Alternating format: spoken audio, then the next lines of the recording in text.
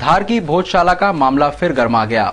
शुक्रवार की शाम प्रेस क्लब में हिंदू जागरण मंच के अध्यक्ष और उत्सव समिति के पदाधिकारियों ने पत्रकारों को बताया कि भोजशाला में सरस्वती पूजन के दौरान मंदिर के अंदर किसी भी हालत में नमाज अदा नहीं होने दी जाएगी। गुरुवार की शाम को प्रेस क्लब में पत्रकारों से चर्चा करते हुए हिंदू जागरण मंच के अध्यक्ष अशोक जैन और भोजशाला उत्सव समिति के गोपाल शर्मा, चैन सिंह सोलंकी ने कहा कि मंदिर में सरस्वती पूजन के समय कोई अड़चन बर्दाश्त नहीं की जाएगी और न ही मंदिर के अंदर नमाज अदा होने दी जाएगी। पूजन के लिए हजारों हिंदू धार और उसके आसपास के एरिया से आ रहे हैं। हम चाहते हैं कि अभी तक धार का हिंदू समाज अपने मौलिक अधिकारों के लिए लड़ रहा है, अब पूरा प्रदेश का हिंदू समाज भी हमारे साथ जुड़े और इस महा सरस्वती जन्मोत्सव में सम्मिलित हो। सरकार के साथ अपना आवेदन निवेदन करते आए और हर सरकार के साथ हमने उनकी जातियों को भी झेला है। हमने तो हिंदू समाज के साथ रहकर ये लड़ाई लड़ने का संकल्प है हमारा, और हिंदू समाज जैसा निर्णय लेगा उसके साथ हम तैयार हैं। शासन को प्रशासन को क्या करना ये उनको सोचना नहीं है। आगे का शासन पहल करता है तो हम उनको सहयोग करने को तैयार हैं। अगर हिंदू समाज की भावनाओं का ध्यान रखा जाएगा तो हम तैयार हैं उनके लिए। आप ये चाहते हैं कि वैकल्पिक जगह पे नमाज अदा हो, आपको ऐसा मांग है आपकी? उनके लिए वो जगह है तो जगह और भी हो सकती है। आप देखते हैं कि जब कोई मुस्लिम भाई किसी ट्रेन में जाता है तो वो प्लेटफॉर्म में नमाज पढ़ सकता है, ट्रक चल रहा है तो वो कहीं भी रखकर नमाज पढ़ सकता है, तो उनके लिए वो नमाज की जगह है। और हमारे लिए माँ का जन्मदिन का स्थान है। वो 350 सप्ताह के बाद ये एक दिन आता है जहाँ शुक्रवार और जन्मदिन एक आता है, तो 350 सप्ताह हम आपका कोई विरोध नहीं करते किसी चीज का। लेकिन अगर एक दिन अगर वो अपने जब वो कहते हैं कि हमने शहर की अमन शांति के लिए नमाज पढ़ी कायम की है, तो क्या धार की शहर शांति के लिए क्या वो एक दिन की नमाज 350 सप्ताह के बाद एक सप्ताह की नहीं छोड़ सकते क्या? हिंदू समय आने पर निपटाएगा ऐसे लोगों को, कैसे करेगा? अपने मताधिकार का उपयोग करते हुए ऐसी सरकारों को मुंह तोड़ जवाब देगा।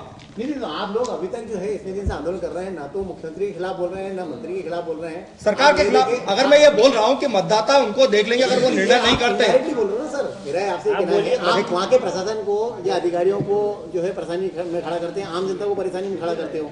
सरकार आम जनता को, हमने कहा जनता का कार्यक्रम है। जब सरकार नहीं थी, बीजेपी या कांग्रेस की भी सरकार नहीं थी, बात बिल्कुल सही है। जब सरकार नहीं थी उसके पहले से ये उत्सव चल रहा है, और जब से ये उत्सव चल रहा है तो परंपरागत उत्सव है, इसको आगे बढ़ाना हमारा काम है। जनता ने कार्यभार वहां के लोगों को सौंपा है, और इंदौर से भी एक बड़ी मात्रा में हर वर्ष लोग वहां जाते हैं। मैं भी वर्षों से जा रहा हूं और निश्चित रूप से हम बड़ी संख्या में वहां जाएंगे। यहाँ मेरी बात पूरी हो जानी चाहिए। यहाँ से अधिकारी जाति संप्रदाय के बंधु, समाज के लोग, व्यापारी संगठन भी अपने अपने साधनों से यहाँ पहुंचेंगे, और माँ सरस्वती का मंदिर है, वहाँ पूजा अर्चना निरंतर होनी चाहिए। नहीं, हमारा कहना है कि वहाँ पे नमाज कराने का प्रयास हुआ और उस दौरान वहाँ पे लाठीचार्ज हुआ या गोलीबारी हुई या कुछ हुआ, तो उसका जिम्मेदार फिर कौन होगा? प्रशासन होगा, क्योंकि 52 सप्ताह आपको पहले ही बताया गोपाल जी ने। पूर्व पार्षद मुन्ना अंसारी पर गोली चलाने वाले 8 माह से फरार आरोपी को पुलिस ने उसके घर से गिरफ्तार कर लिया। उस पर 10,000 रुपए का इनाम था। वहीं सुबह साउथ तोड़ा क्षेत्र में चेकिंग के दौरान पुलिस को बाणगंगा का एक बदमाश चाकू लेकर मिला, तो उसे भी गिरफ्तार कर लिया गया। सेंट्रल कोतवाली थाने में पदस्थ एसआई ने बताया कि मुखबिर की सूचना पर पूर्व पार्षद मुन्ना अंसारी पर गोली चलाने वाले फरार इनामी बदमाश को उसके घर से दबोच लिया गया। वह घटना के बाद से ही फरार था। पुलिस ने उस पर 10,000 रुपए का इनाम घोषित किया था। आरोपी पर कई मामले दर्ज हैं। दूसरी घटना में चेकिंग अधिकारी ने बताया कि सुबह तोड़ा क्षेत्र में चेकिंग के दौरान पुलिस ने बाइक पर जा रहे एक संदिग्ध युवक को रोका। उसकी तलाशी लेने पर उसके पास से एक चाकू मिला। उसे थाने लाया गया, जहां उसने अपना नाम मुकेश गहलोत बताया। उसके बारे में जानकारी मिली है कि वह बाणगंगा क्षेत्र का बदमाश है। उस पर कई प्रकार के प्रकरण दर्ज हैं। हाँ, एक लूट का है और एक आमसेट का है। कहाँ का गुंडा? ये पहले पकड़ाया था, एरोड में पकड़ाया था, इस टाइम अभी ले रहा बाणगंगा क्षेत्र में ले रहा है। राह से गुजर रही एक महिला पत्रकार के साथ पहले तो बाइक सवार युवकों ने विवाद किया, और जब पत्रकार ने उन्हें पकड़ने की कोशिश की तो चलती गाड़ी से घसीटकर घायल कर दिया। दिल्ली में हुए दामनी कांड के बाद पुलिस भले ही सख्ती बरत रही है, लेकिन फिर भी बदमाश अपनी हरकतों से बाज नहीं आ रहे हैं। एक स्थानीय चैनल की पत्रकार दीपिका गोयल अपनी गाड़ी से ऑफिस से अपने घर जा रही थी। लैंटन चौराहे पर जब सिग्नल पर वह रुकी तो बाइक पर आए 3 बदमाशों ने दीपिका की गाड़ी को टक्कर मार दी। दीपिका ने इस बात का विरोध किया तो आरोपी ने उन्हें अपशब्द कहे। दीपिका के अनुसार जब उसने आरोपियों को पकड़ने की कोशिश की तो एक युवक ने उन्हें लोहे के डब्बे से मारा, वहीं दूसरे ने गाड़ी भगाई, जिसके कारण दीपिका सड़क पर गिरकर घायल हो गई। मैं रास्ते पर जा रही थी, लैंटन चौराहे पे जब सिग्नल ऑफ था तो मैं वहाँ रुकी। इतने में एक गाड़ी पे 3 बाइक सवार आए, उन्होंने मेरी गाड़ी ठोक दी। मैंने उनसे जब बोला कि आपने ऐसा क्यों किया, उन्होंने मुझे बोला कि गलती किसी से भी होती है और मुझसे फालतू की बकवास करने लगे। जैसे ही मैंने उन्हें मना किया तो उन्होंने मेरे साथ और ज़्यादा अभद्रता शुरू कर दी। उसके बाद जब मैंने उन्हें रोकना चाहा तो वो तेज़ स्पीड में गाड़ी लेके मेरी गाड़ी को ठोक कर आगे निकल गए। आगे जाने के बाद जब मैंने उन्हें पकड़ना चाहा तो उन्होंने मुझ पर, उस पीछे जो बैठा हुआ था उसके हाथ में टिफ़िन था, उसने टिफ़िन से मुझे मारा और भागने की कोशिश की। उसके बाद भी जब मैंने उसे नहीं छोड़ा तो उसने इतनी ज़्यादा स्पीड रखी गाड़ी की कि मैं गिर पड़ी और मेरे साथ जो एक जवान ट्रैफिक का मुझे बचा रहा था वो भी गिर पड़ा। चौराहे पर एक लड़की के साथ मारपीट होते देख वहां मौजूद जवान विकास काटरे आरोपियों को पकड़ने दौड़े, लेकिन बदमाशों ने उनसे धक्का दे दिया। विकास के मुताबिक उसने काफी देर तक आरोपियों का पीछा किया, लेकिन बदमाश भाग निकले। तो वो इसको घसीट रहे थे, टिफिन से मार रहे थे, लेकिन मैंने देखा तो मैं जैसे उसके बाइक के पीछे भगा तो मुझे मतलब अपनी स्पीड कंट्रोल नहीं कर पाया, वो गिर पड़ा। वो बाइक को पकड़ पाया था मगर वो निकल गए थे। फिर मैंने बाइक का मतलब राजकुमार स्क्वायर तक, वो राजकुमार बेस तक उसके पीछा किया था बाइक से, तो लेकिन वो मिला नहीं मुझे।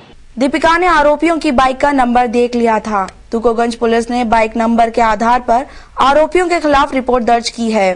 बहरहाल इस घटना के बाद फिर साफ हो गया कि महिला के खिलाफ अपराधियों के प्रति प्रदेश सरकार कितनी भी सख्ती दिखाए, लेकिन अपराधियों पर कोई असर नहीं हो रहा है। बीमा कंपनी के नाम से लाखों रुपए की धोखाधड़ी करने वाले बंटी बबली के खिलाफ पुलिस ने कोई कार्रवाई नहीं की। इसके चलते ठगाए लोगों ने एसपी को ज्ञापन सौंपा। 3 माह पूर्व बंटी बबली गोयल दंपत्ति और उसके भाई कमल गोयल ने बजाज अलायंस कंपनी के नाम से करीब 50 लोगों से लाखों रुपए की ठगी की और फरार हो गए। ठगाए लोग पुलिस की शरण में पहुंचे, लेकिन इनके खिलाफ कठोर कार्रवाई नहीं होने की दशा में गुरुवार को इन लोगों ने एसपी कार्यालय पहुंचकर इस आशय का ज्ञापन सौंपा। पीड़ितों का कहना था, ईश्वर गोयल और बजाज अलायंस के अधिकारी सुजाता और संदीप चटर्जी ने साजिश के तहत मिलकर सबसे पॉलिसी करवाई थी बजाज अलायंस के नाम से और दुगना पैसा करने की पॉलिसी दी थी पीआरएफ और कैपिटल, और 2 महीने में काफ़ी लोगों का पैसा लेके भागे हैं। 15 करोड़ रुपए के समथिंग का पैसा है, कम से कम नहीं करके 250-300 लोगों के पैसे हैं। और शिकायत करने पर पुलिस में शिकायत कर रहे हैं तो गुंडे बदमाश भी धमका रहे हैं। विमल गोयल के मोबाइल पे अगर फ़ोन लगाते हैं तो गुंडे बदमाश धमकाते हैं कि आपसे जो बन पड़े वो कर लो, पैसा तो नहीं मिलेगा। विमल गोयल ऐसे लोगों की संरक्षण में बैठा है जहाँ पे पुलिस भी उनका हाथ नहीं, पुलिस का भी हाथ नहीं पहुँच पा रहा। 3 महीने में पुलिस कार्रवाई नहीं कर पा रही है। गुरुवार की सुबह राऊ के रहवासियों ने इंदौर का कचरा राऊ में जलाने और ट्रेचिंग ग्राउंड बनाने की योजना के विरोध में प्रदर्शन किया। इंदौर नगर निगम राऊ के पास स्ट्रेचिंग ग्राउंड बनाने का विचार कर रहा है। बुधवार को पुलक सिटी से लगे नेहरू नगर बस्ती में ट्रेचिंग ग्राउंड के लिए सीमांकन किया गया। इसकी भनक लगते ही सुबह कांग्रेसी नेता जीतू पटवारी के नेतृत्व में सैकड़ों रहवासी सड़क पर उतर आए और जमकर नारेबाजी करते हुए प्रदर्शन किया।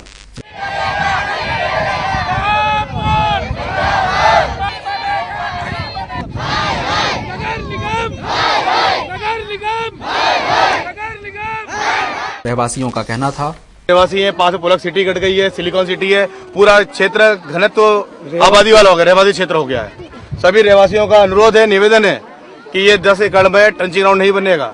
अगर कोशिश करेगा नगर निगम यहाँ पर प्रशासन यहाँ पर नहीं मानेगा हमारी मांगों को, कि अगर वो बोलेंगे कि हम यहाँ बनाएंगे, तो हमारे साथ में पूरी रहवासी है, हम विरोध करेंगे इसका और यहाँ पर एक भी ईंट नहीं रखने देंगे। गुरुवार सुबह से ही निगम की रिमूवल गैंग मालवा मिल से सब्जी और फ्रूट विक्रेता को हटाने के साथ साथ एलआईजी पर स्थित बीआरटीएस रोड में बाधक बने गुरुद्वारे की वॉल कंपाउंड को हटाने निकली। मालवा मिल पर निगम को सब्जी वालों को हटाने में भारी मशक्कत करनी पड़ी, लेकिन अमले ने इन्हें हटाकर ही दम लिया। वहीं खजराना लिंक रोड में बाधक एक बहुमंजिला इमारत में रहने वाले रहवासियों को 48 घंटे का समय दिया गया। निगम का रिमूवल अमला गुरुवार की सुबह उपायुक्त एमएस चौहान और बीएस चौहान के नेतृत्व में भारी पुलिस बल के साथ मालवा मिल सब्जी मंडी पहुंचा और उन्हें हटाने की कार्रवाई शुरू की तो सारे विक्रेता आक्रोश में आ गए, लेकिन पुलिस बल देखकर वे ज्यादा कुछ नहीं कर सके और निगम ने सारे अतिक्रमण को हटा दिया। व्यापारियों का कहना था कि चाहे कुछ भी हो जाए हम यहाँ से नहीं हटेंगे।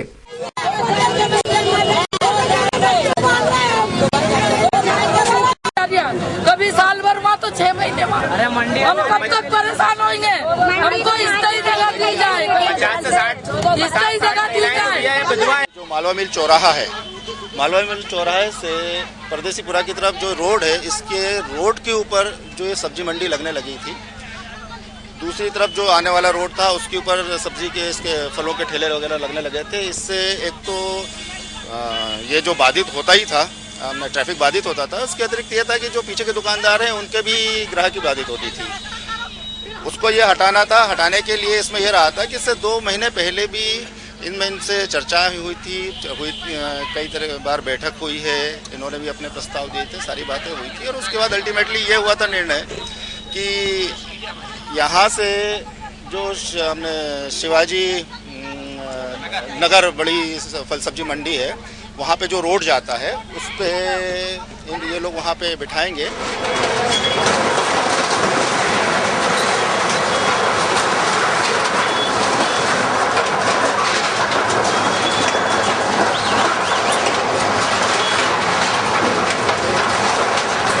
पड़ गया ये तो बना गया। हाँ मालूम है, मैंने देख लिया था।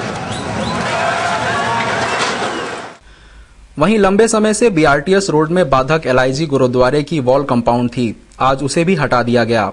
इस कार्रवाई के साथ ही खजराना लिंक रोड में बाधक आनंद अपार्टमेंट के रहवासियों को भी 48 घंटे का समय दिया गया। समय समाप्ति के बाद यहां निगम कार्रवाई करेगा। इसके पूर्व 3 बार पहले भी समय दिया जा चुका है। रहवासियों का कहना था, हमारे को यहाँ तक कि 12 महीने का त्योहार, उस त्योहार के लिए, त्योहार मनाने के लिए हमने जो समय जो मांगा था वो समय तक हमको नहीं दिया गया है। वो 15 दिन में हमको तोड़ करके यहाँ से बेघर कर दिया गया है। उसके बावजूद हमें पीछे देने के लिए उन्होंने हमको एक नोटिस जारी करा था कि आप आना हमारे कार्यालय में, और उस नोटिस में बाकायदा नोटिस हमारे कहने आज भी पड़े हुए हैं कि हमें पूर्ण विस्थापित पट्टे, हमें पट्टे देने के लिए बुलाया गया था। बाद में पट्टे देने से भी प्रशासन ने हमें इनकार कर दिया है। आज हम किराए के मकान में रह रहे हैं और आज हम 5-6 महीने से ये देख रहे हैं कि लगातार इस रोड का आए दिन पेपरों में आता रहता है और ना तो यहाँ जगह बन रही, ना बेस बन रही, ना सड़क बन रही, ना कुछ भी नहीं हो रहा है। एमआईजी थाना क्षेत्र के रुस्तम के बगीचे में बाइक पर आए नशेड़ियों ने घर के बाहर खड़ी गाड़ियों में तोड़फोड़ की और भाग गए। पुलिस ने मामला दर्ज कर नशेड़ियों की तलाश शुरू कर दी। बीती रात नशेड़ियों ने रुस्तम के बगीचे में घर के बाहर खड़े वाहनों में जमकर तोड़फोड़ कर भारी उत्पात मचाया। जब रहवासी अपने अपने घरों के बाहर निकले तो नशेड़ी भाग खड़े हुए। नशेड़ियों ने बाइक, ऑटो रिक्शा सहित अन्य वाहनों में तोड़फोड़ की। रहवासियों का कहना था, किन्ने फोड़ी, अब यहाँ के लोग बता रहे हैं कि इधर से गए फोड़ के गाड़ी बोले। तो किसी से कोई विवाद था? कोई विवाद नहीं, किसी से कोई दुश्मनी नहीं है, अपनी सबसे भाईचारा है, सबसे प्रेम बना है यहाँ। तो क्या वजह लगती है आपको, क्यों फोड़ी गई होगी गाड़ियाँ? अब उसका कारण सर अब क्या मालूम क्या होता है। रात को शराब वराब पी के आए दिन ऐसे चलते रहता है। यहाँ गश्त रहती है, पुलिस की गश्त भी नहीं रहती है। चौकी पहले चूरिया जी के नेतृत्व में 24 घंटे खुली रहती थी। अब स्थिति ये है कि ताला लगा रहता है। यहाँ आए दिन अपराध होते हैं। पुलिस ध्यान नहीं दे रही है? पुलिस ध्यान नहीं देती यहाँ बिल्कुल नहीं। तो यहाँ 24 घंटे ड्यूटी रहती थी। पहले जाट साहब के साथ में यहाँ रहते थे, तो जब पूरी ड्यूटी रहती थी सब तरीके से बिल्कुल कोई अपराध नहीं होता था बिल्कुल। मल्हारगंज पुलिस ने एक शादी समारोह में पिस्टल लेकर हवाबाजी कर रहे एक युवक को हिरासत में लिया। पुलिस को बुधवार रात सूचना मिली थी कि मुकेरी क्षेत्र से गुजर रही एक बारात में एक युवक पिस्टल लेकर हवाबाजी कर रहा है। सूचना पर पुलिस ने बारात के बीच से ही रवि उर्फ अर्पित चौहान को पिस्टल के साथ हिरासत में लिया। आरोपी की गिरफ्तारी के कारण बारात में अफरा तफरी मच गई थी। पुलिस ने आर्मी के खिलाफ आर्म्स एक्ट के तहत कार्रवाई की है। पुलिस एक बार फिर सिंघम के रूप में नजर आई। हीरानगर पुलिस ने बुधवार शाम क्षेत्र में गुंडों को पकड़ने का अभियान चलाया। इस अभियान में जो बदमाश पुलिस के हाथ लगे, पुलिस ने उनका मारते पीटते जुलूस भी निकाला। ये नजारा था बुधवार शाम हीरानगर क्षेत्र का। पुलिस ने यहाँ गुंडा पकड़ो अभियान चलाया और 6 बदमाशों को हिरासत में लिया। इन बदमाशों को पुलिस ने इनके क्षेत्र में ही सबक सिखाया। पुलिस जवान गुंडों को पैदल उनके घर से जुलूस के रूप में थाने तक लेकर आई। पूरे रास्ते पुलिस ने बदमाशों की खूब पिटाई की। गुंडों का जुलूस देखने के लिए लोग घरों के बाहर निकल आए।